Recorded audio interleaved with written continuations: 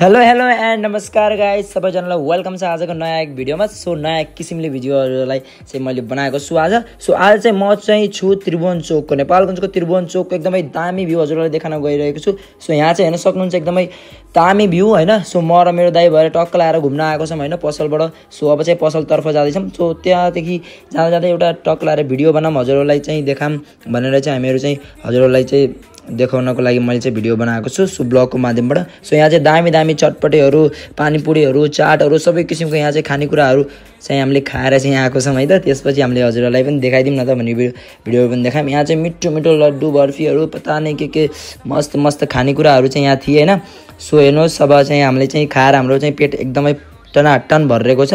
त्यसपछि म र दाइ मिलेर चाहिँ यहाँ हजुरहरूलाई पनि यहाँको टक्क लाएर भ्यू देखाइदिउँ। यो चाहिँ त्रिभुवन चोकको सदर लाइन तर्फको है त भ्यूज हेर्न सक्नुहुन्छ गाइस। हाम्रो दाइ चाहिँ अगाडि जानु भएको छ। सो यहाँ चाहिँ हेर्न सक्नुहुन्छ आज चाहिँ यति भिड छ नि, यति ट्राफिक छ, यति भिड छ। सो ट्राफिक चाहिँ नभनौँ, भिड यति धेरै छ। र यहाँ चाहिँ धेरै किसिमको सामानहरू यहाँ चाहिँ अहिले पाइरहेको छ। यो चाहिँ 3 दिनसम्म मेला लाग्छ र म फाइनली चाहिँ पसलमा पुगे। सो यो चाहिँ मेरो पसल हो गाइज, हेर्न सक्नुहुन्छ। हाम्रो पसल पनि हल्का फुल्का सजाएको छौँ। सो भिडियो मन पर्यो भने एक्चुअली लाइक, कमेन्ट, फलो सबै हानिदिनु होला। हस्त नमस्कार, राधे राधे।